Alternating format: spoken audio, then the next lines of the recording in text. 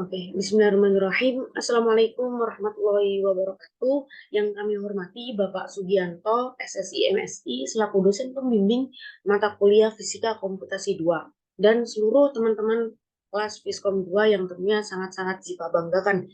Izinkanlah saya untuk memperkenalkan diri terlebih dahulu. Nama saya Anggun Ziva Anindya dengan NIM 082111333004. Di sini izinkan saya untuk mempresentasikan hasil kuis Wiskom 2 saya, yang mana saya dari kelas B1. Nah, selanjutnya di sini ada dua soal yang diberikan oleh Bapak Sugi sendiri di kuis itu. Yang pertama di perbedaan metode eksplisit dan metode implisit dalam menyelesaikan persamaan gelombang. Lalu kita bisa menceritakan perbedaan kedua metode ini baik secara matematis maupun secara fisis. Nah, untuk soal yang kedua, lebih baik mana antara metode eksplisit dan metode implisit, baik dalam kasus parabolik atau persamaan Laplace and Poisson maupun hiperbolik atau persamaan gelombang. Nah, sebelum masuk ke situ, tentunya tidak asing lagi kita berbicara tentang metode eksplisit dan metode implisit gitu kan. Nah, sebenarnya apa sih metode eksplisit itu gitu kan? Di sini metode eksplisit ini merupakan metode numerik gitu kan ya. Oke, metode eksplisit dan metode implisit ini merupakan dua-duanya merupakan metode numerik gitu kan ya. Mana metode numerik yang digunakan dalam memecahkan persamaan diferensial. Nah, itu metode eksplisit atau sistem persamaan yang melibatkan perubahan variabel terhadap waktu atau ruang. Nah, metode ini itu diimplementasikan dan memperkirakan nilai dari variabel di langkah waktu berikutnya berdasarkan nilai saat ini dan sebelumnya.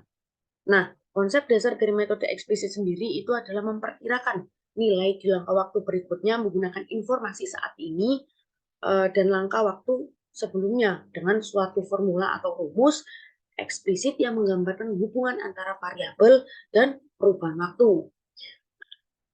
Biasanya ini ada di kasus persamaan diferensial biasa gitu kan ya. Nah, di sini adapun keuntungan dari metode eksplisit itu sendiri ya. Metode eksplisit itu sendiri biasanya kemudahan dalam implementasi dan interpretasi secara fisis yang seringkali lebih langsung kayak gitu. Namun metode eksplisit ini juga bisa menjadi tidak stabil, gitu kan? Jika langkah waktu yang bisa yang digunakan itu terlalu besar, gitu. Nah, hal ini itu bisa membatasi kegunaannya dalam kasus-kasus tertentu, di mana dalam stabilitas numerik itu sangat penting, gitu kan. Nah, metode eksplisit ini juga sering digunakan dalam berbagai ilmu fisika, yaitu kayak rekayasa, ilmu komputer, untuk simulasi, analisis numerik, dan sebagainya. Nah, berbicara tentang metode implisit gitu kan. Apa sebenarnya metode implisit itu? Dengan sama sebenarnya, yaitu metode numerik yang digunakan dalam memecahkan persamaan diferensial atau sistem persamaan yang melibatkan perubahan dalam variabel terhadap waktu dan ruang kayak itu. Nah, metode ini biasanya itu nilai di langkah waktu berikutnya itu dihitung dengan mempertimbangkan nilai variabel pada waktu saat ini dan pada langkah waktu berikutnya dalam satu persamaan atau dua. Nah, di sini eh, perbedaan utamanya gitu kan, dimana perbedaan dari metode eksplisit dan juga metode implisit itu di langkah berikutnya itu dihitung menggunakan mempertimbangkan nilai variabel pada waktu berikutnya itu sendiri dan seringkali membutuhkan penyelesaian sistem persamaan nonlinear atau matriks yang kompleks, itu metode implisit. Nah, keuntungan utama dari metode implisit itu sendiri itu kan stabilitas numerik yang lebih baik, ini kan untuk apa ya, digunakan dengan langkah waktu yang lebih besar lah kayak gitu. Jadi tanpa kehilangan stabilitas kayak gitu. Beda dengan metode eksplisit tadi gitu kan. Nah, namun penggunaannya mungkin lebih rumit gitu karena apa ya? Karena seringkali memerlukan penyelesaian persamaan nonlinear yang memerlukan iterasi dalam setiap langkah waktu. Setiap langkah itu memerlukan iterasi.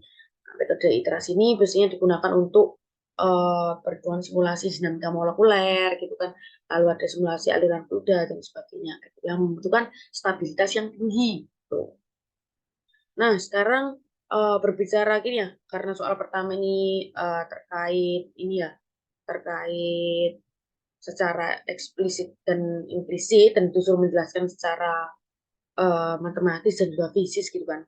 Sekarang metode eksplisit secara matematis kayak gitu kan. Secara matematis, metode eksplisit ini menggunakan formula yang memperkirakan nilai di langkah waktu berikutnya berdasarkan nilai saat ini dan sebelumnya.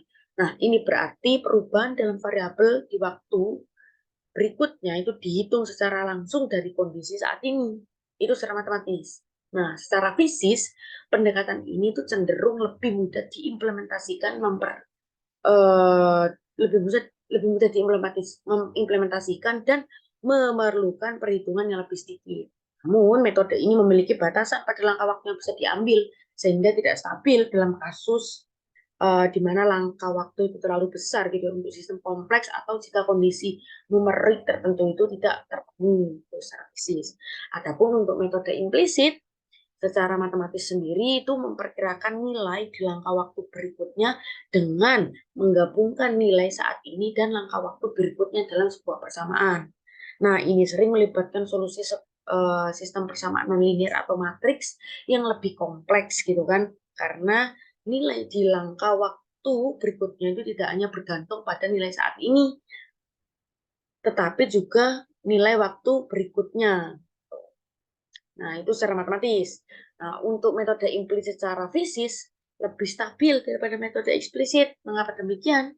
Karena biasanya tidak memiliki bahasan ketat pada ukuran langkah waktu yang dapat diambil. Namun, mengimplementasikan metode ini bisa menjadi lebih rumit secara komputasi.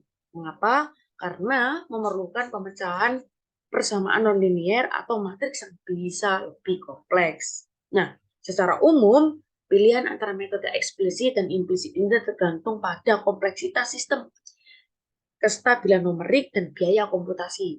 Metode eksplisit sering digunakan pada kasus di mana perhitungan yang lebih cepat lebih penting daripada stabilitas numerik. Sementara metode implisit itu digunakan dalam kasus di mana stabilitas numerik yang lebih tinggi lebih diutamakan daripada biaya komputasi yang lebih besar.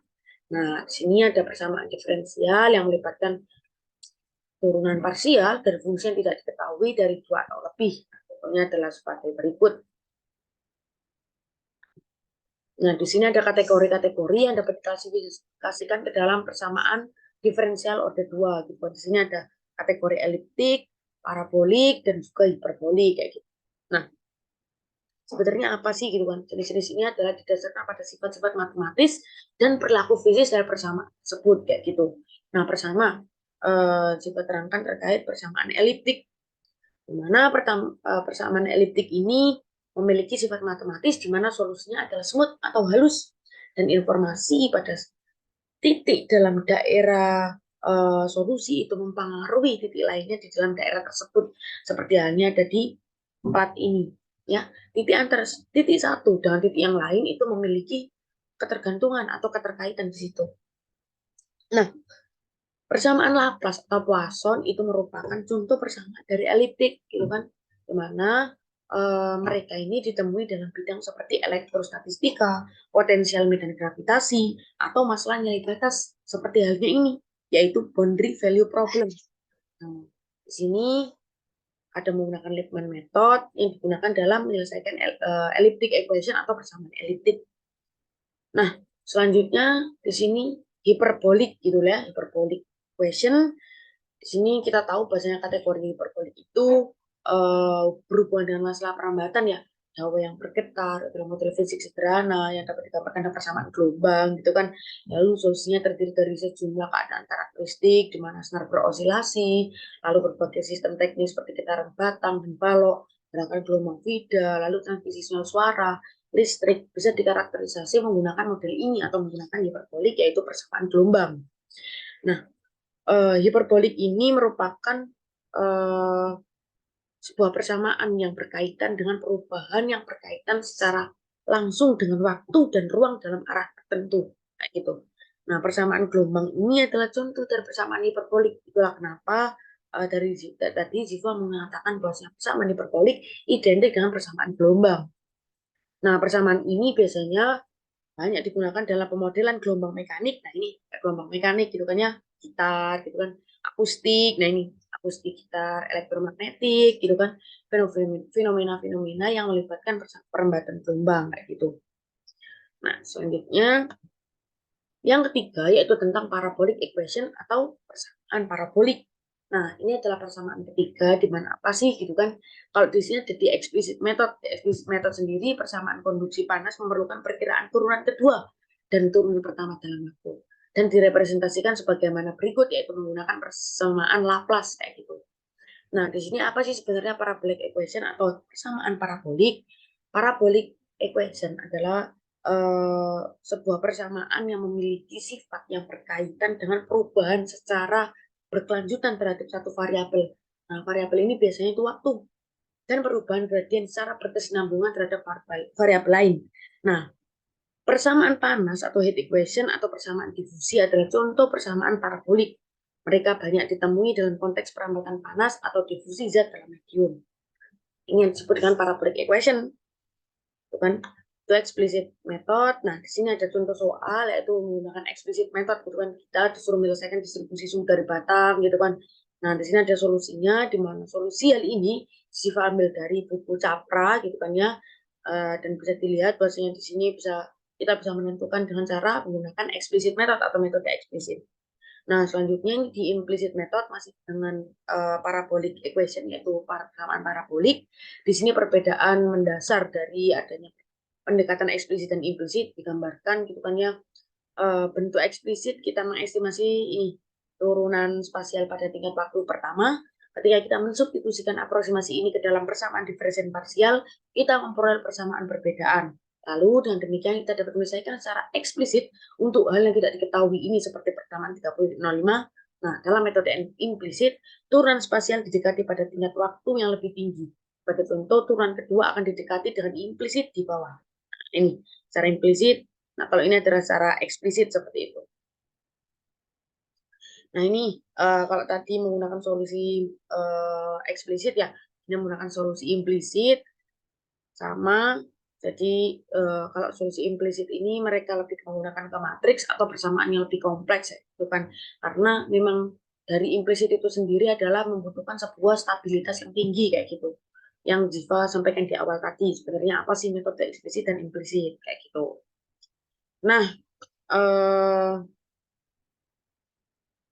selanjutnya ini terkait tadi ya kita mencari suhu itu kan temperaturnya kita dapatkan jadi menggunakan matriks-matriks yang harus diperlukan. Nah, di sini so which method is better ya gitu kan. Di sini Ziva ingin menjelaskan gitu kan ya eksplisit dari segi eksplisit dulu ya. Dari segi eksplisit nilai solusi di waktu selanjutnya dihitung secara langsung dari nilai-nilai solusi pada waktu sebelumnya. Nah, relatif sederhana karena tidak memerlukan penyelesaian sistem persamaan non-linear itu eksplisit, tetapi dapat memerlukan langkah waktu yang sangat kecil agar solusi numerik konvergen itu stabil. Tapi stabilitasnya itu agak rendah.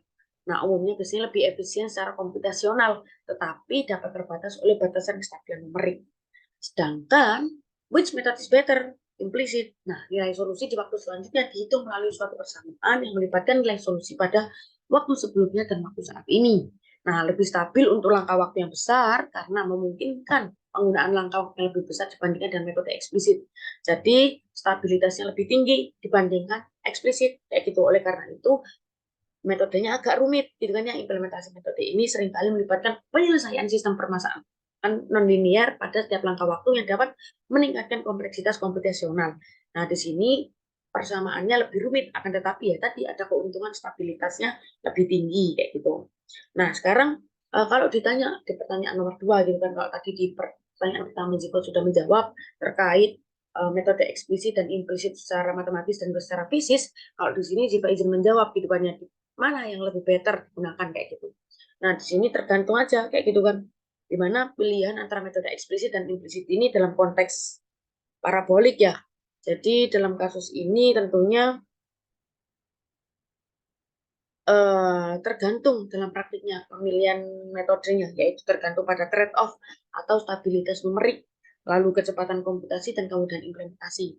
Karena kedua metode ini antara eksplisit dan implisit ini memiliki kelebihan dan kekurangan masing-masing yang harus dipertimbangkan berdasarkan karakteristik spesifik dari persoalan yang dihadapi. Kayak gitu. Jadi kalau dari kita bisa memilih ya antara metode eksplisit dan implisit dalam persamaan konteks parabolik dan hiperbolik gitu kan. Ada beberapa faktor yang dipertimbangkan kayak gitu. Jadi pertama kalau parabolik secara eksplisit di situ kan kalau parabolik ada Laplace sama Poisson ya. Ini metode eksplisit sendiri itu dalam kasus parabolik seperti persamaan Laplace dan Poisson, metode eksplisit ini tidak sering digunakan. Kenapa? Karena solusi dari persamaan ini pada setiap titik dalam domain itu bergantung pada semua titik dalam domain tersebut gitu kan. Sehingga metode eksplisit ini memerlukan langkah waktu yang sangat kecil untuk stabilitas numerik yang baik, sehingga seringkali membuatnya tidak efisien. Itu secara eksplisit di persamaan parabolik.